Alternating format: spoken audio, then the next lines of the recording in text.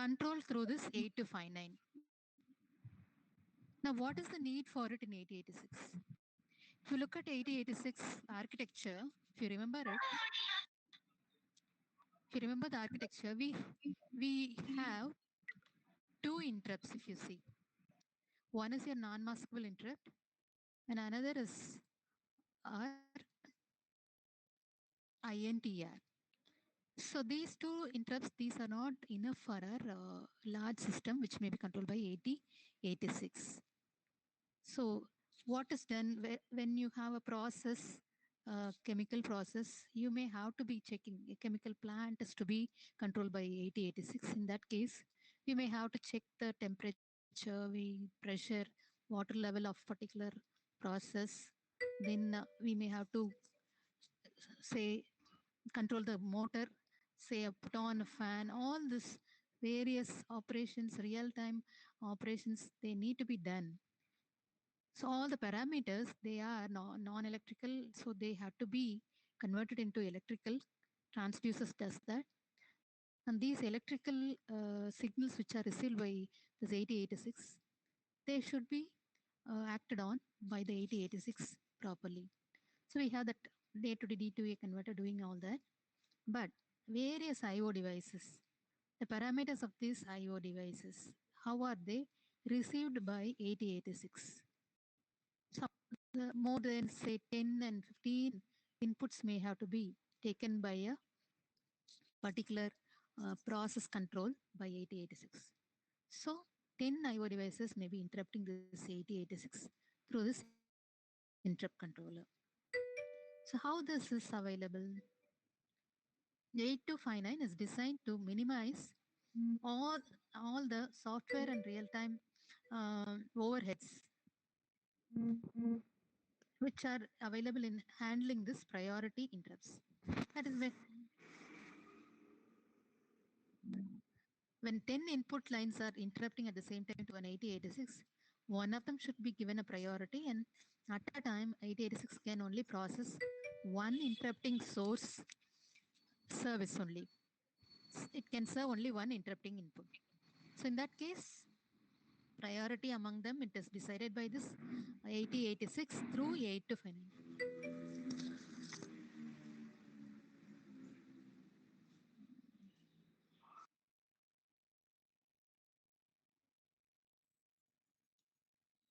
So we have all the process required for uh, checking all the interrupting devices, and then which is deciding on the importance of it, prioritizing.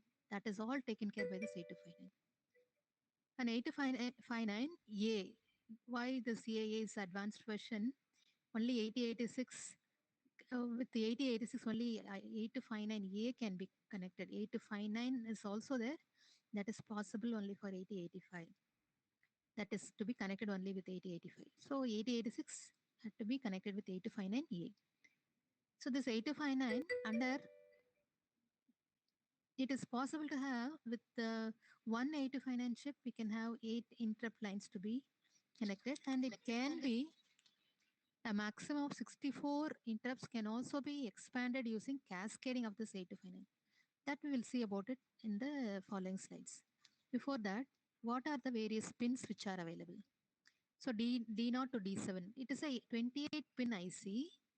This 28 pin has 8 pins due to data bus, read write control lines. Read and write control lines, these are for reading and writing data from 8086 with the 8259. So read means what is available in 8259, that is read into the 8086. Write means some data is written from 8086 into 8259. Say some 8259, it has to get some command words, some mode setting operations are done with the 8259. So mode of operation to be set by 8086. It will write a command word into 8259. So write operation A0. A0 is the one which is very much necessary when we are to initialize this 8259. Only A0 will be there to identify one command word with the other command word. Then chip select. Chip select depending on the number of pins available. No, sorry, number of external chips available. The memory address lines are connected in a particular manner to address the chips, this particular chip. Then CAS2 to CAS0. Cascade lines, three lines, 2, 1, and 0. Cascade lines are there. This cascade, if when we understand, you will know how it is done. Cascade is this particular three lines. Then ASP put enable. So program, whenever you have the microprocessor acting, this 8 to 5 and acting as a slave, whatever to be programmed for it,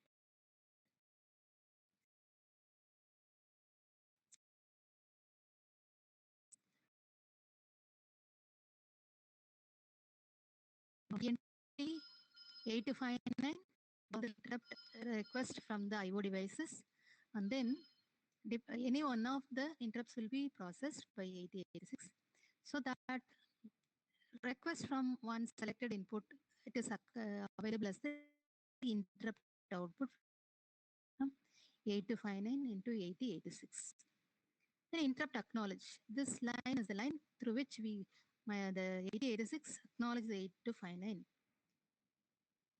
So the microprocessor, once it gives the INTA, it means it will branch from the main program, that is its data bus, address bus.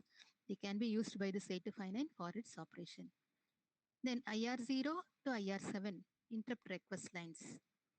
So interrupt request lines, we have 8 interrupt request lines, 8 input devices may be connected with these lines for interruption to 8259 to the 80 through ultimately to the 8086.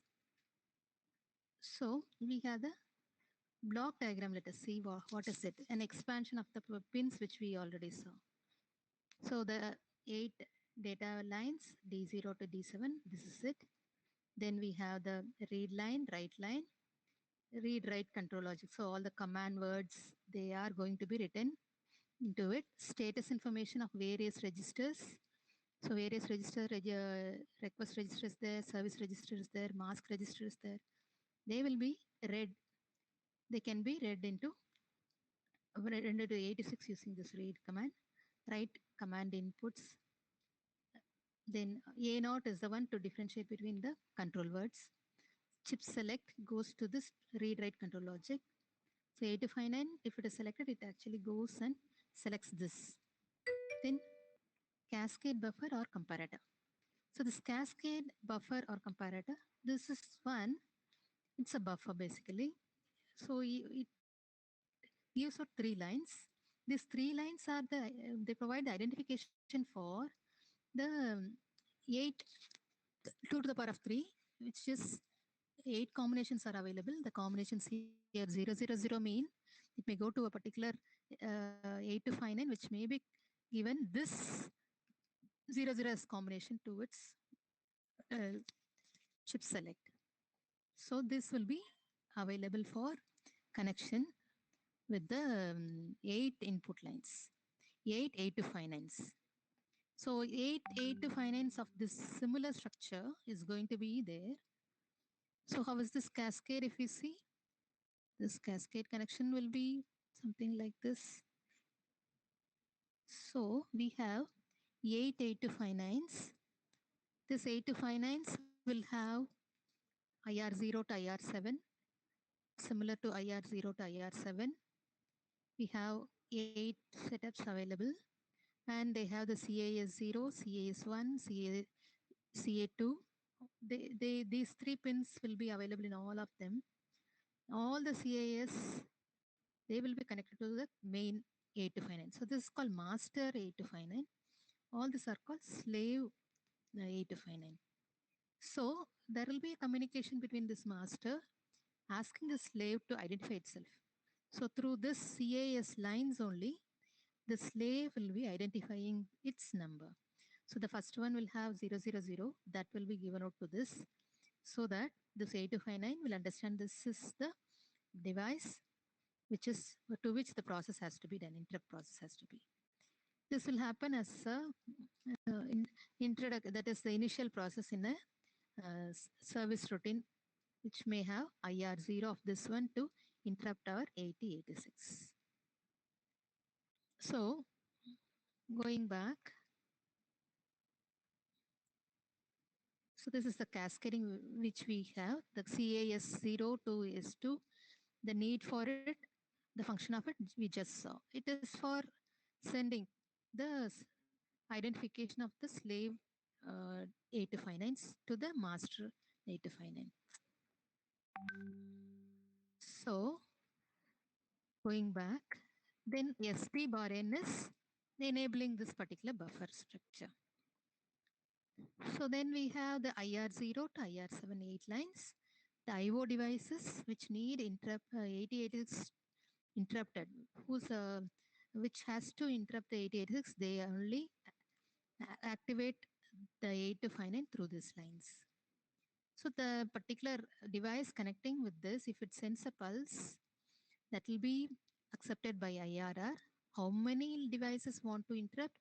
That many bits here will be set, and this corresponding to every line we have a bit to be available.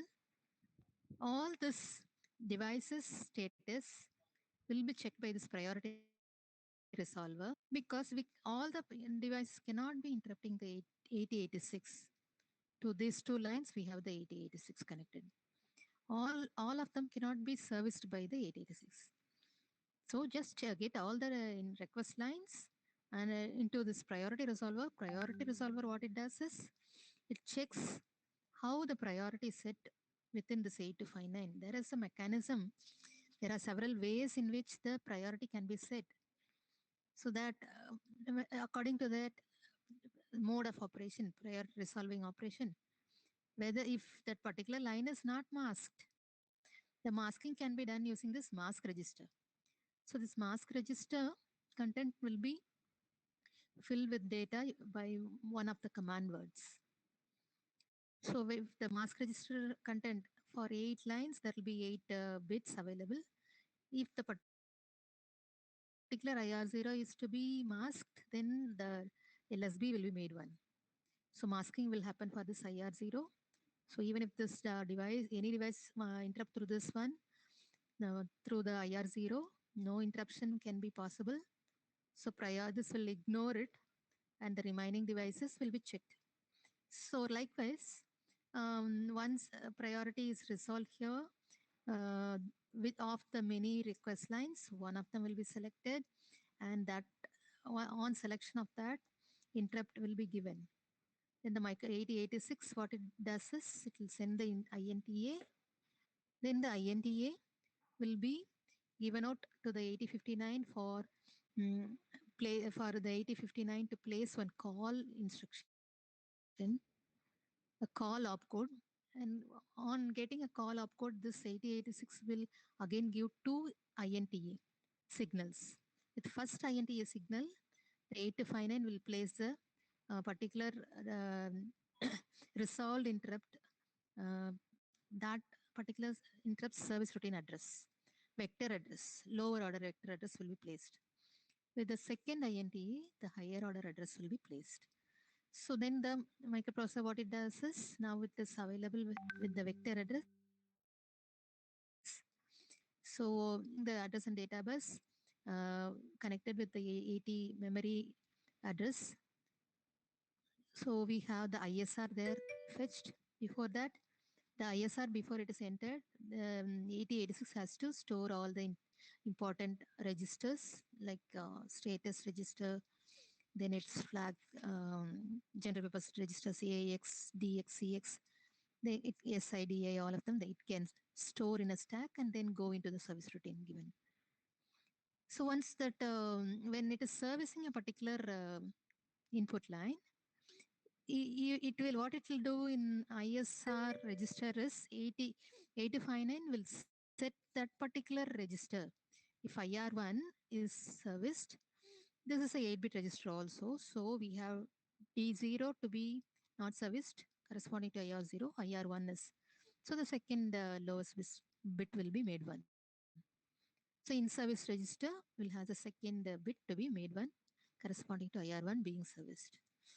Likewise, we have mask register, ISR involved. So once this is made one, when the service is done, This request register will be cleared with the second bit. So when so that this bit will not be interrupting, it will not be misunderstood as a further interrupt.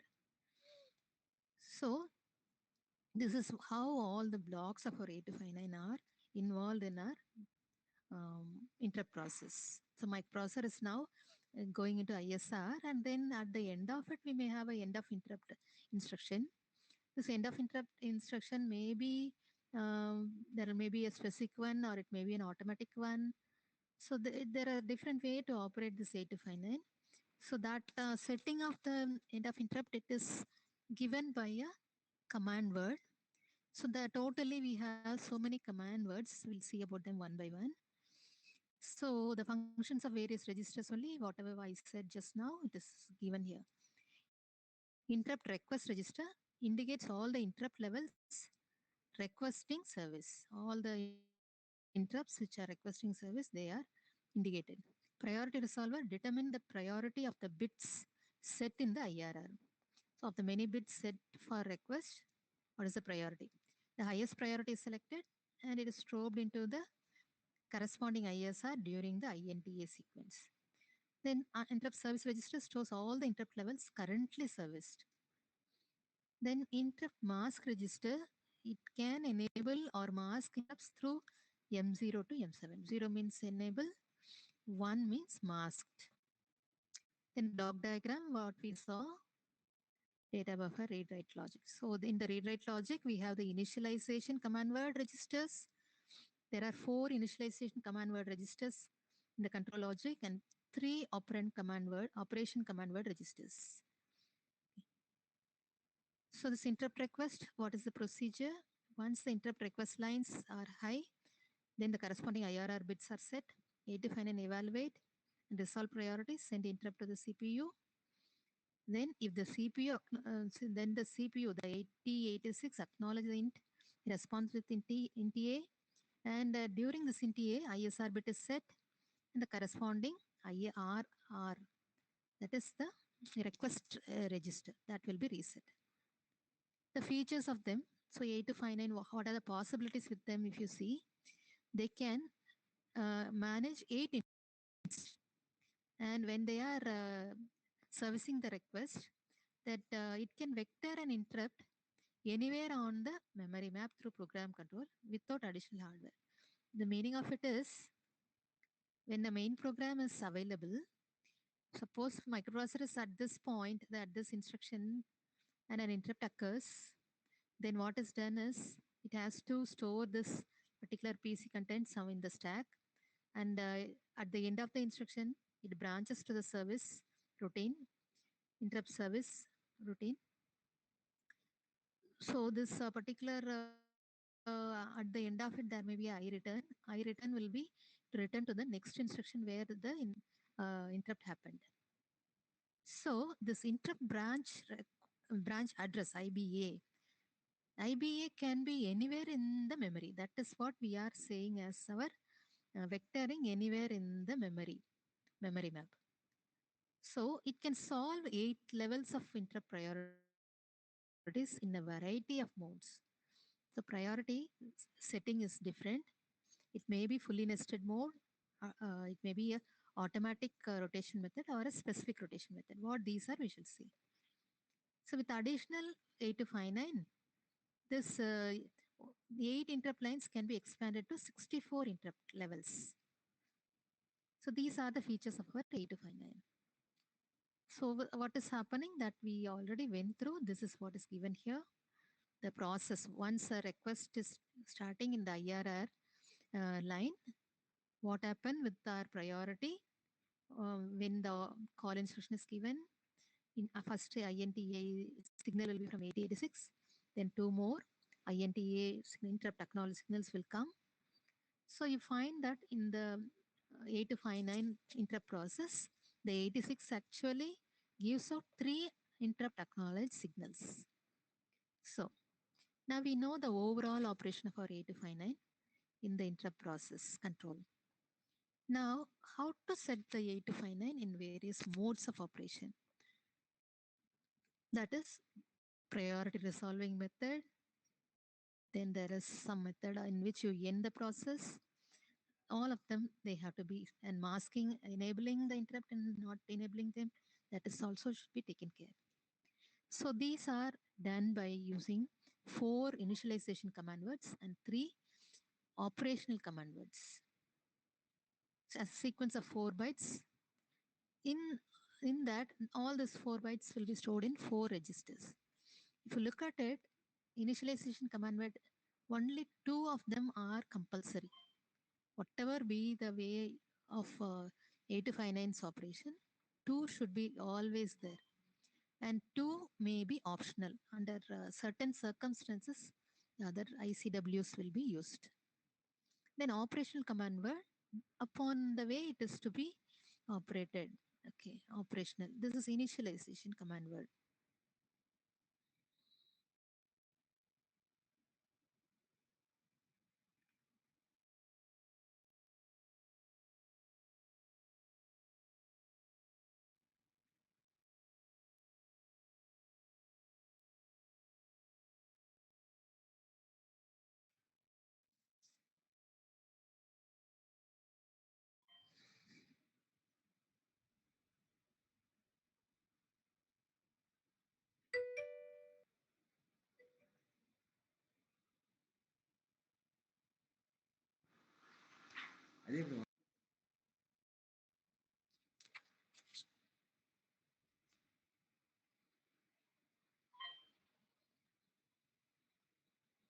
Thank you. So proceeding to the discussion. So if you look at it, we were talking about this A naught. A naught is very much A naught is nothing but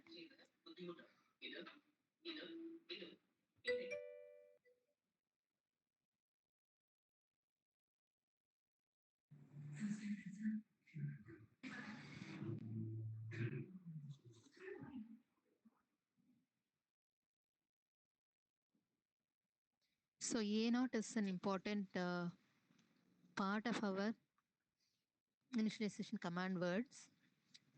How is it? This A naught is nothing but our address line from 8086 only. So this A naught of the 20 lines of physical address lines of 8086 A naught LSB.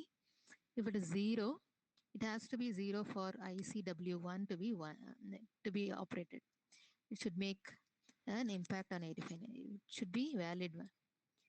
If A not equal to 1, then it is identified as ICW2 or 3 or 4. So with A not equal to 0, ICW1 may be set. So what is there in ICW1? With A not equal to 0, we have first about the general operation of our 8086, whether the microprocessor required, the 8086 require ICW4. What is ICW4?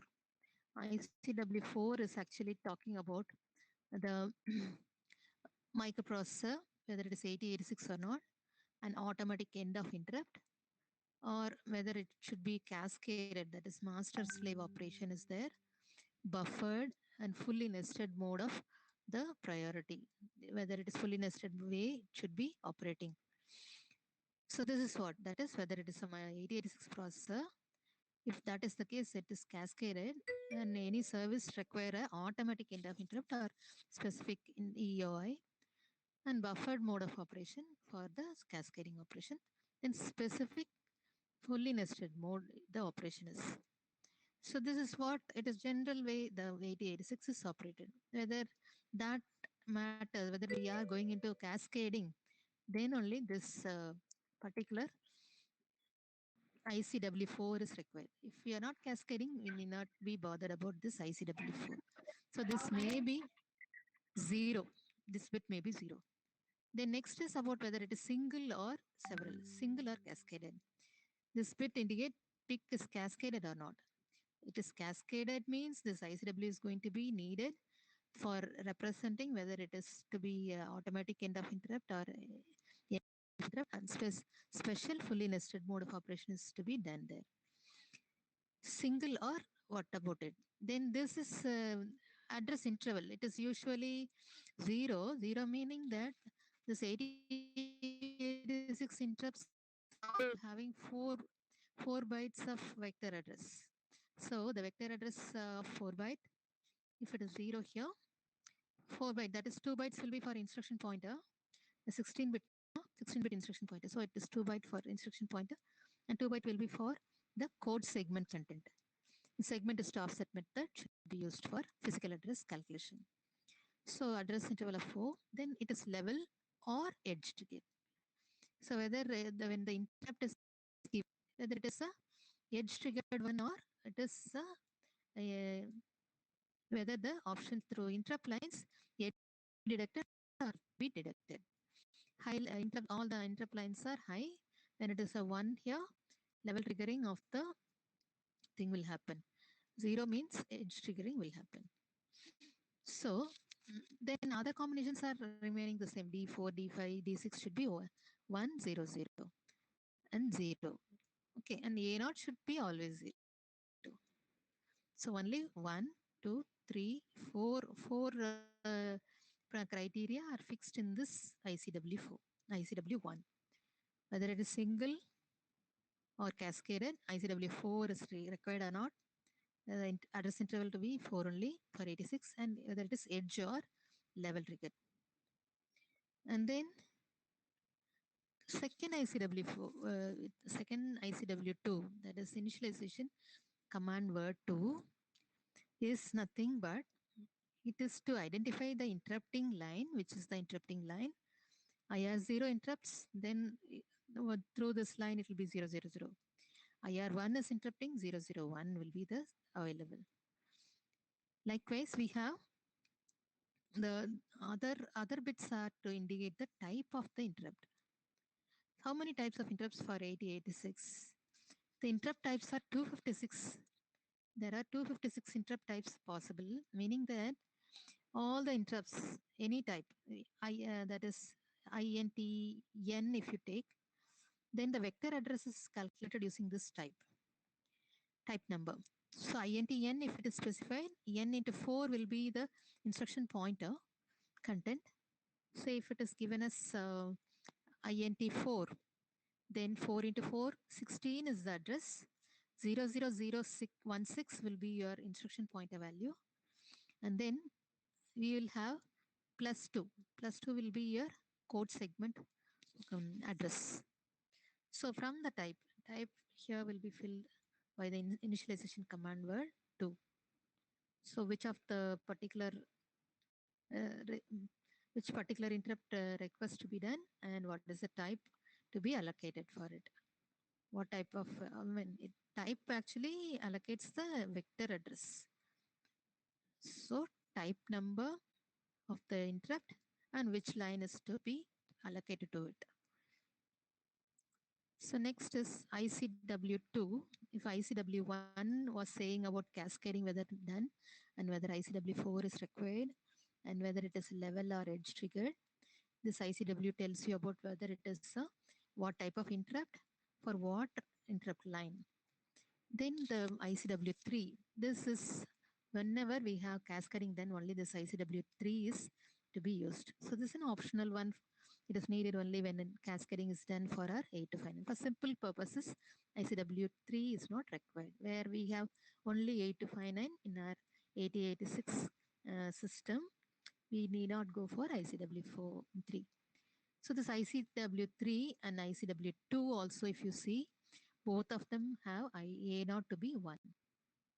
So A naught to be 1 with that address line of 8086 to be 1.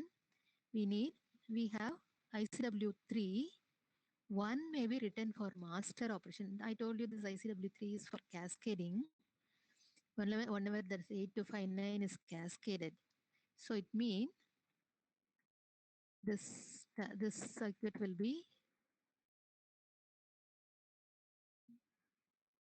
so we need to understand this circuit. Under cascading, only ICW3 is required. One 8259 act as master, and now other 8259s are going to be, there are about 8 8259s connected. as slaves. So we have to give one ICW3 for the master, and slaves should be given ICW3 also. So how is it? All the data bus of this eight data line, eight to five nines, as well as this master, they are commonly connected to this D naught to D7. The INTA is also connected to all the INTAs. CAS of this is all connected to the CAS of this. So whenever a command word is given by 8086, first command word may be for master to this alone. Then second, it can go for others with the correct identification through this. So we have ICW3 to be discussed. For the slave, for the master, if you look at it, what it does is the ICW3 written into the master 8259, it is identifying, that is the user, by giving ICW3, he says that he has, I mean, the user is the one who has given all the external connection. He has set up the external connection. He has connected the 8259 in a particular IR line of our 8259. So for the master 8259, wherever he connected that slave 8259, there ones are put. So suppose in the IR1 we have one slave 8259, one will be here. And IR0 does not have any slave, 0 will be here. So likewise, depending on the connection of the 8259s, we have the ones to be selected. Wherever slaves are there, the master's IR line, there alone ones will be there.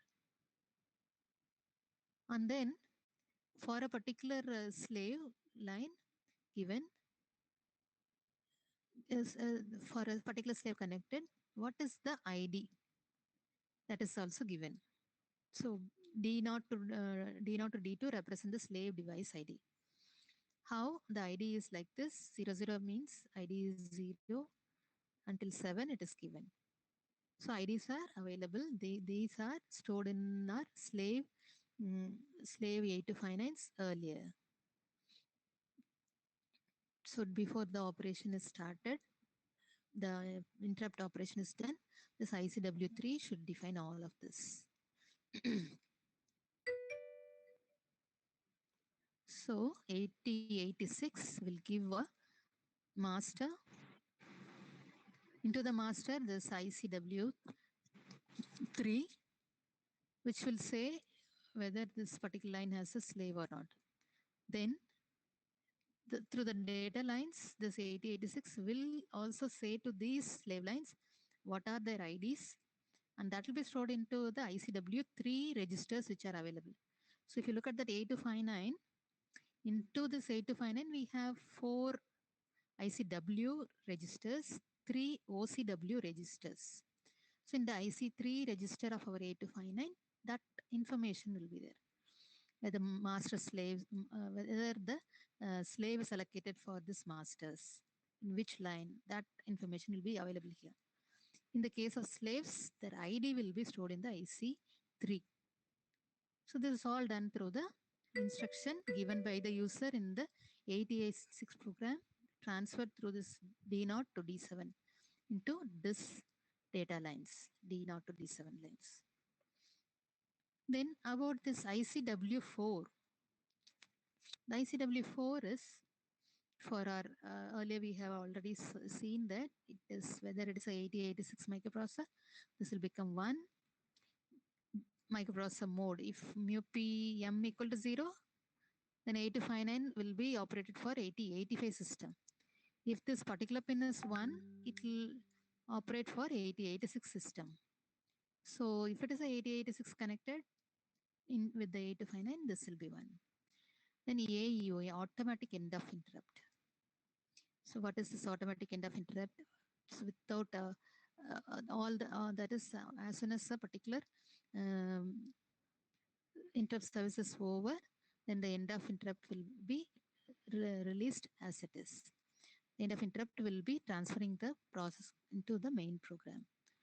Then master, that is called automatic end, whether it is to be done that way automatic end of interrupt, then this will be made 1. Normal EOI or auto EOI command mode. So even without any end I return, we have the service to be automatically ending. If it is normal EOI, we require one end of end I return to be in the service. Interrupt return should be there. Then master slave bar. So when we have the one here, it is a master operation of the particular ICW4. So in the cascade mode, for the master 8259, this will be made 1 and it will be stored in the ICW4 of our ICW4 register of our 8259. For the slave lines, it will be made 0 and it will be stored in the ICW4 registers. Buffered mode and buffered, and these two together will be defining the way of operation. What is it? If it is operating as a master or slave, if it is 0x combination, it is non-buffered. Buffer is not available, and it is maybe whatever be 1 or 0. Okay, it is non-buffered mode. And if it is 1, this line is 1, buffer is there, but it is slave mode because this 0, master 1. Okay, so buffer, that is whatever data is to be, that is available through a buffer. That is what. Then special fully nested mode. Special fully nested mode. It is a way of operation of the mode. It is a way, this bit is used for cascading only. Will not go into it. So far we were discussing on all the various methods of our process. So even before that, we will see what is fully nested mode of interrupt service. Then we will see about automatic end of interrupt, automatic rotation method, and then what is the third specific rotation method. In fully nested method of interrupt, we usually any IR0 will be of highest priority and IR7 will have lowest priority.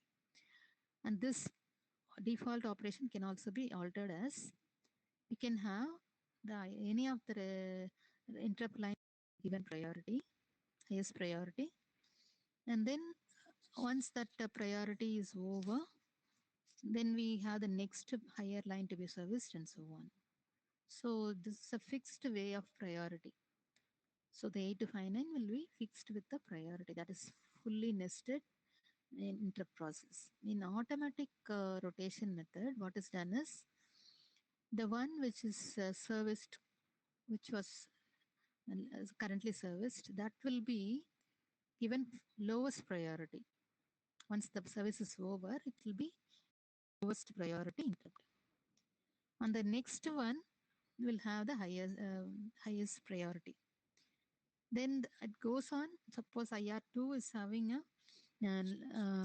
IR2 is currently serviced. In that case, IR3 will have next in the lowest priority will be IR2. The next higher will be for IR3, and the next higher will be for IR4. Likewise, IR7 will have the highermost priority. So IR2 being lowest priority mean IR1 will have the highest priority. So this is about automatic rotation method. And then specific rotation method is where the lowest priority is set not for the currently serviced one, but any one of the service lines IR0 to IR7, any one of them to be assigned lowest priority, and the if it is IR4 is to be lowest priority by specific rotation, IR3 will have the highest priority, IR5 will have the next higher of the lowest priority, IR4. So this is how we have the three way of mode of operation. That is interrupt resolving. Priority resolution will happen like this. In the priority resolver circuit, this may be done. So the OCW, the operation mode, we just had one small intro now. three way of priority resolving uh, of the interrupt lines. Now, what is this OCW1? It is nothing but a masking of all the interrupts. So this masking of interrupts, this particular OCW1 operational command word, this will be for masking the interrupt lines. So there are 8 bits. These 8 bits will be to indicate the 8 request lines. If this line, the D0 line is 1, IR1 0 will be masked. If D1 is 1, IR1 will be masked. Likewise, all the 8 interrupt request lines may be masked. This OCW, it is just to enable or mask the interrupt request lines. Then OCW2.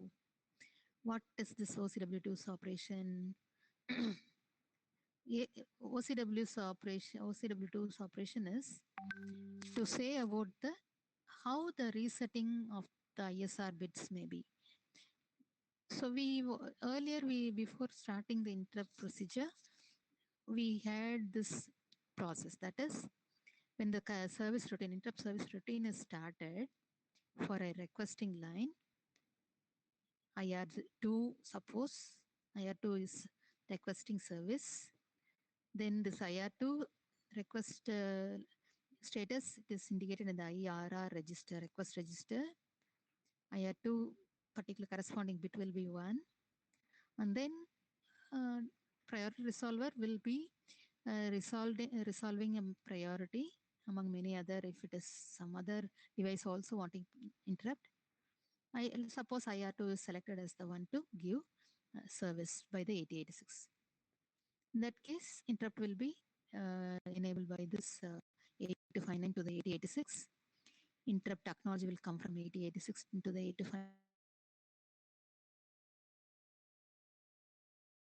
Microprocessor, and this 8259 again, 8086 will send 2 more INTA signals to the two INTA. As a response to the 2 INTA, lower order vector address and the higher order vector address will be supplied by this 8259.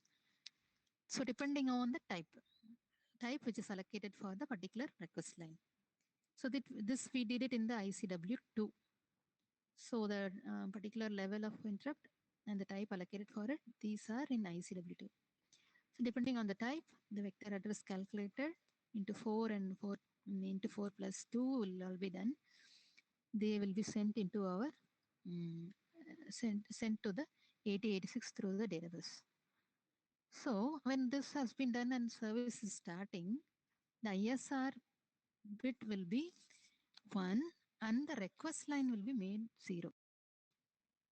Request IRR register pattern will be 0, whereas ISR register will be taking 1 in the IR2's corresponding position, third bit. So once this ISR service is done, at the end of it, it should be reset. ISR should be reset. For that, this particular OCW2 will be specifying. So what is the level? What is the level? And whether the end a specific level at the end of it, it is to be by automatically it should reset as a rotate specific level. In this following manner, we will have. What is this? Levels, you have 00 going on to, okay. So 00020 H, it is with all the remaining combination, we have 20 H as our specific end of interrupt command. So what is that? How we got this 20? This is 000 and this EOI alone become 1. These two rotate, R refers to rotate. This refers to specific level and this is end of interrupt. So 0, no rotation, and this specific level 0 means non-specific. End of I means end of interrupt should be there. So it is no rotation but non-specific end of interrupt is there. So non-specific end of interrupt happen. without any interrupt command, it has to reset. So ISR should be reset. So what is it at the level where the request line is 000, it happens. And then second one is we have 60. 60 comes as 6 is here and this is 000 to all ones. For whatever be the level, IR0 to IR7, depending on these two combination, that is, this is no rotation happening. We have that is a rotation mode, automatic rotation or specific rotation, no such rotation specified. We have specific end of interrupt. So on specific end of interrupt given, the ISR bit should be set corresponding to this level. So rotate on non-specific end. And this is rotate. R becoming 1, rotate. Non-specific SL, specific level is not given. So rotate on non-specific EOI. So for this 00 level is specified here. It's not specified. Non-specific, it is automatically 00 only. So rotate on automatic end of interrupt. Okay. So this is this combination for automatic inductor. So these are all very, very involved way of operation. So just understand that there are so many modes of starting an interrupt and ending the interrupt, and the process is available in three modes like fully nested interrupt and automatic rotation and specific rotation method. Then we have not only this interrupt process to be done, OCW3 is for reading the status of the particular ISR. That is reading the ISR register, reading the request register. ISR is interrupt service register. Okay, so we can read, this is what we are talking about in OCW3. So this ISR can be read into the through the databus into 8086.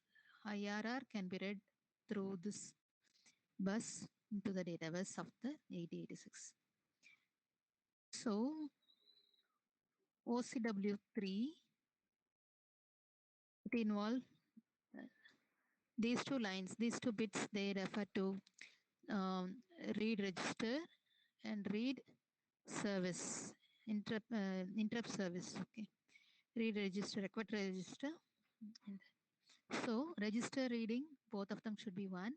If it is not, if it is zero, no register read will be done, no operation. If RR is 1, this is 1 only, read register can be done. And if it is RIS, it is interrupt service. Otherwise, it is request register only. So this is about these two. And then P means polled method and not polled command. So polling method is checking whether each of the 8259 slaves are operating or not by constantly keep on checking the 8259s. Polling method. So operation, checking all the all the slave lines for reading the status line. Then SMIM, ESMM. ESMM, it is enable the SMM operation. If it is zero, nothing. Special mask mode. SMM, special mask mode. E means enable. Enable special mask mode. So this is zero, not enabled. One only, special mark is SMIM. So if this one mask mode is set, if it is zero, the normal special mask mode is zero, meaning that all the interrupts are masked.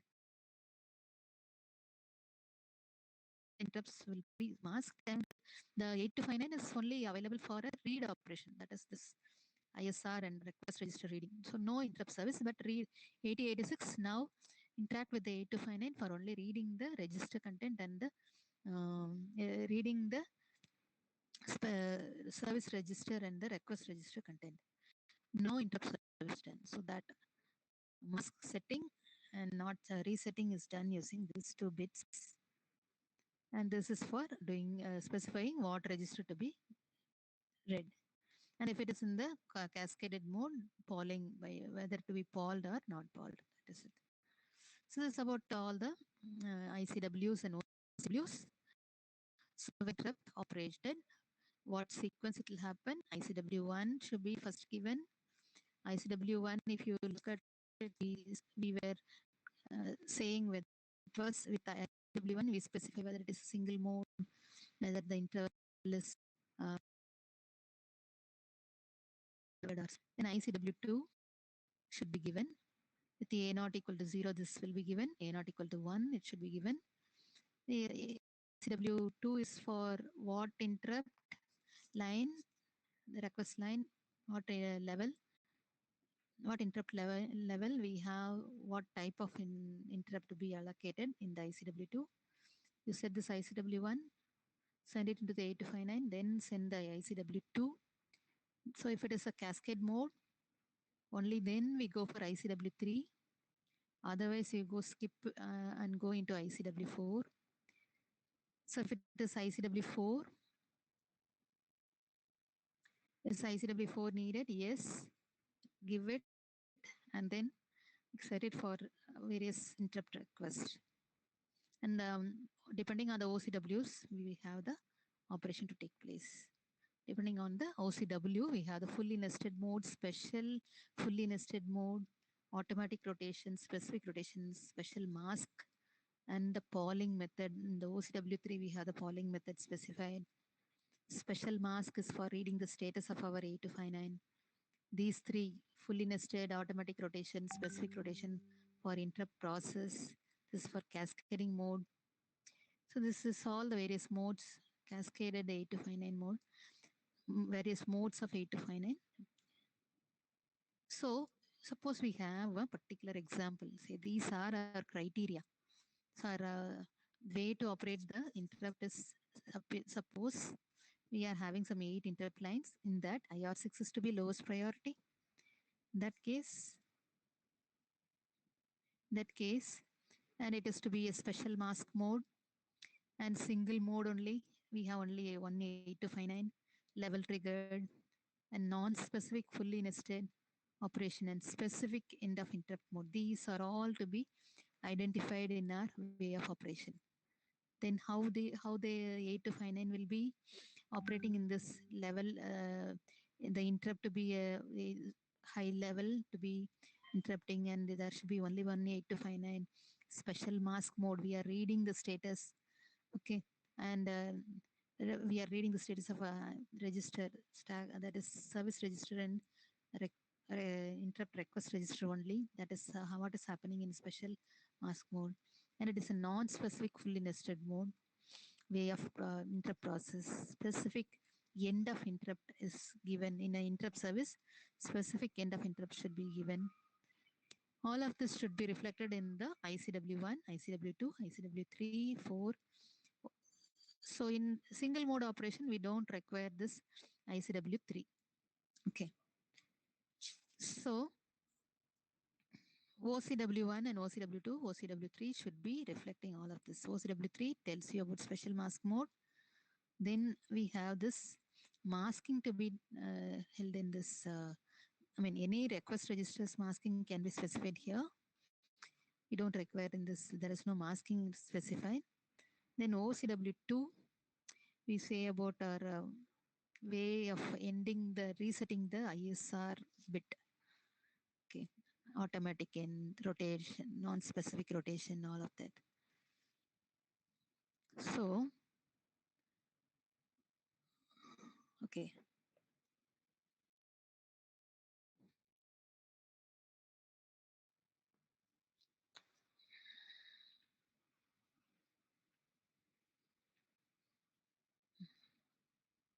So if this OCW1, OCW2, and OCW3, if you look at them, in ICW1, we will make A naught to be 0,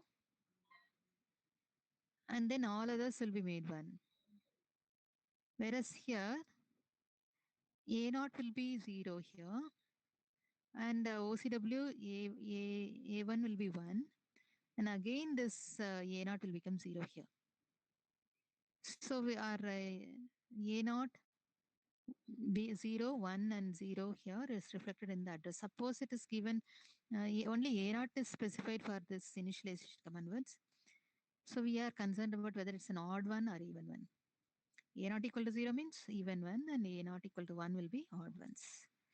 Likewise, here it will be even, all of them will be odd addresses. 074 is our address.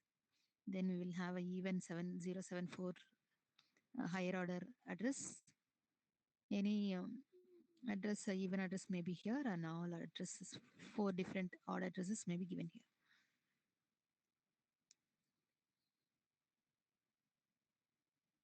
So the way you go into our OCW, it is given here.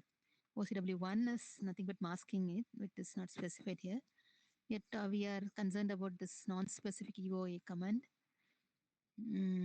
Okay, lowest priority IR6. So IR6 0110 6 is given, and then special mask mode. It is not to be in the OCW3. Then OCW2 we 6 is given for this 6. Then single mode, that is not specified in this. Non-specific fully nested mode is specified here. Other two are 00, so 00. Non-specific fully nested EOI, non-specific EOI is available as this. Non-specific EOI. So this particular combination 101 should be available instead of 11 is available. 111 is rotate on specific EI. So this is not to be there. Instead, we should have 10100110 to be the data. Once this command word OCW2 is specified, then we have the address corresponding to it transferred into DX, and this command word into AL. AL goes into the goes into the particular port which is of this address. This address port is corresponding to OCW2's register. This correspond to OCW2 register. So automatically this E6 will be going into this particular OCW register. Likewise, we can, depending on the criteria given, we take a ICW 1, 2, 3, 4, and then we OCW 1, 2, 3, they can be given options according to our requirement. So thank you.